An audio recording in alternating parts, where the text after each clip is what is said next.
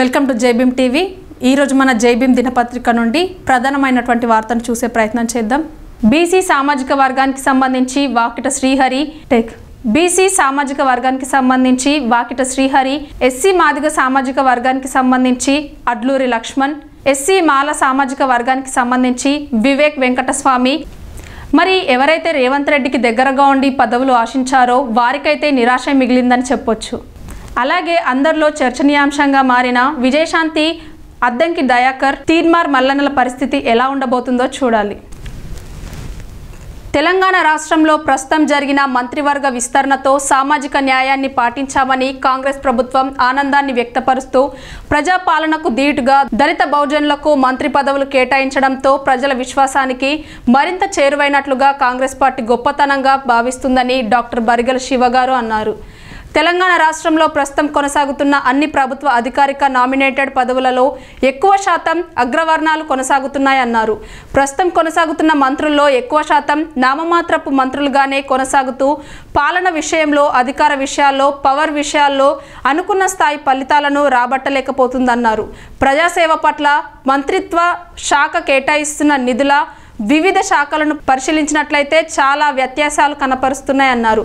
కేవలం రెడ్డి సామాజిక వర్గానికి చెందిన కులానికి 6 మంత్రి పదవులు కేటాయించుకొని పరిపాలన కొనసాగిస్తుండగా గతంలోని బీఆర్ఎస్ పాలనలో కుటుంబ పాలనకు మంత్రి పదవులు కేటాయించి తెలంగాణ రాష్ట్రాన్ని బందీ చేసుకున్నారని మాట్లాడుతున్న నాయకులంతా నేడు కొనసాగిస్తున్నది ఏమిటంటూ సూటిగా ప్రశ్నించారు।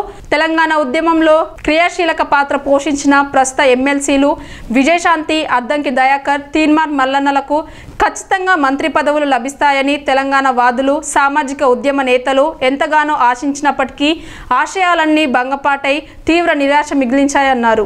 పలు పార్టీలకు జంపింగ్లు కొట్టినోళ్లకు కాంగ్రెస్ పార్టీలో మంత్రివర్గ విస్తరణ చేసిన వారికి శాఖల కేటాయింపు కోసం మరోమారు ముఖ్యమంత్రి రేవంత్ రెడ్డి ఢిల్లీ పెద్దలను కలవనున్నారు।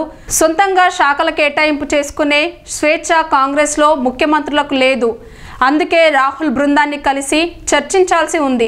ఈ క్రమంలో కొత్తగా కేబినెట్లోకి తీసుకున్న మంత్రుల శాఖల కేటాయింపుపై ఆయన అధిష్టానంతో చర్చించనున్నట్లు సమాచారం। ఇందుకోసం సీఎం ఢిల్లీ పర్యటన అనివార్యమయ్యింది। అలాగే పార్టీ కార్యవర్గ విస్తరణపై చర్చించనున్నట్లు తెలిసి వచ్చింది।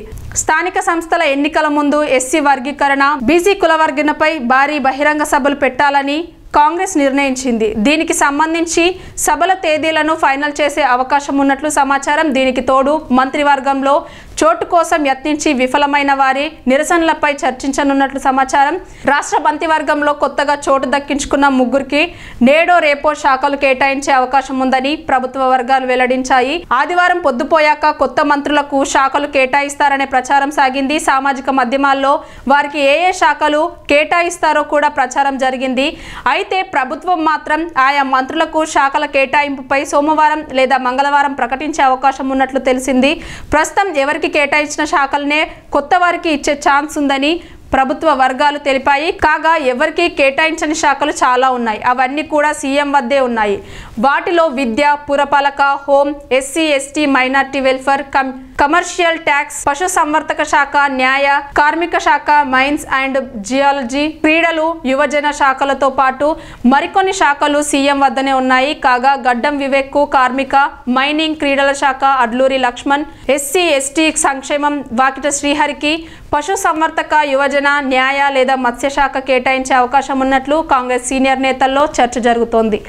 సీఎం రేవంత్ రెడ్డి తొలిదశ మంత్రివర్గ కూర్పు సమయంలో శాఖల కేటాయింపుపై హైకమాండ్ అభిప్రాయాన్ని పరిగణలోకి తీసుకున్నట్లు పార్టీ వర్గాలు వెల్లడించాయి।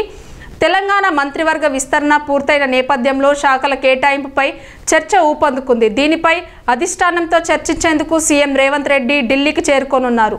మంత్రుల శాఖల పునర్వ్యవస్థీకరణపై అధిష్టానంతో చర్చించనున్నారు। మంత్రుల శాఖలో పెద్ద మొత్తంలో మార్పులు చేర్పులు జరగనున్నట్లు పార్టీలో చర్చ జరుగుతోంది। ఆర్థిక, పౌర సరఫరాల శాఖ మంత్రుల మార్పుపై ఏఐసీసీ అధిష్టానంతో సీఎం చర్చించనున్నట్లు తెలుస్తోంది। మున్సిపల్ విద్యాశాఖ ఇతర శాఖల కేటాయింపులపైన చర్చించే అవకాశం ఉంది। ఉప ముఖ్యమంత్రి బట్టి విక్రమార్కకు కీలకమైన హోంశాఖ ఇచ్చే అవకాశం ఉన్నట్లు పార్టీ వర్గాల్లో చర్చ జరుగుతోంది। శ్రీధర్ బాబుకు ఐటీతో పాటు ఇతర శాఖలు కేటాయించే అవకాశం ఉంది। ఇదిలా ఉంటే ఏడాదిన్నర తర్వాత విస్తీర్ణతో కొందరు అలకబానున్నారు. వారిని కాంగ్రెస్ ఇన్ఛార్జ్ మీనాక్షి నటరాజన్ బుజ్జగించారు. రాష్ట్రంలో 10 ఉమ్మడి జిల్లాలకు మంత్రివర్గంలో స్థానం లేకుండా పోయిందని ఇబ్రహీంపట్నం ఎమ్మెల్యే మల్రెడ్డి రంగారెడ్డి వాపోయారు. ఇప్పటి వరకు స్థానం దక్కని ప్రతి జిల్లాకు మంత్రి పదవి ఇవ్వాలని డిమాండ్ చేశారు. ఇచ్చిన జిల్లాలకే 2-3 మంత్రి పదవులు ఇవ్వడం ఏంటని ప్రశ్నించారు. రాష్ట్రానికే గుండెకాయ లాంటి హైదరాబాద్, రంగారెడ్డి జిల్లాలను విస్మరించొద్దని, రాష్ట్ర జనాభాలో ఈ 2 జిల్లాలోనే 47% ఉన్నారని గుర్తు చేశారు. మంత్రి పదవి విషయంలో అధిష్టానం తన మొర వినలేదని ఆవేదన వ్యక్తం చేశారు. మంత్రివర్గ విస్తరణ అనంతరం పిసిసి అధ్యక్షుడు మహేష్ కుమార్ గౌడ్, మంత్రి పొన్నం ప్రభాకర్ ఆదివారం మల్రెడ్డి నివాసానికి వచ్చి మంత్రి పదవి విషయంలో బుజ్జగించారు. మల్రెడ్డి మీడియాతో మాట్లాడుతూ కార్యకర్తల డిమాండ్ మేరకే తాను మంత్రి పదవి అడుగుతున్నట్టు చెప్పారు.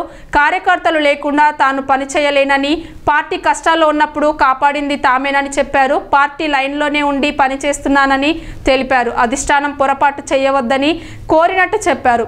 పార్టీలో కొత్తగా వచ్చిన వారికి పదవిలిస్తే ఎన్నో ఏళ్లుగా పార్టీని నమ్ముకొని పనిచేస్తున్న కార్యకర్తలు బాధపడతారని తెలిపారు. అధిష్టానానికి తమ గోడును చెప్పేందుకు అవకాశం ఇవ్వాలని టీపీసీసీ అధ్యక్షుడిని కోరినట్టు తెలిపారు. మంత్రి పదవి విషయంలో రాహుల్ గాంధీ ఏ నిర్ణయం తీసుకున్నా సమ్మతిస్తామని, పార్టీకి నష్టం జరుగుతుందని అధిష్టానం దృష్టికి తీసుకొచ్చినా దిట్టుబాటు చర్యలు తీసుకోవటం లేదని వాపోయారు. ఇది ఇవాల్టి జై భీమ్ దినపత్రికలో నుండి ప్రధానమైనటువంటి వార్త. జై భీమ్.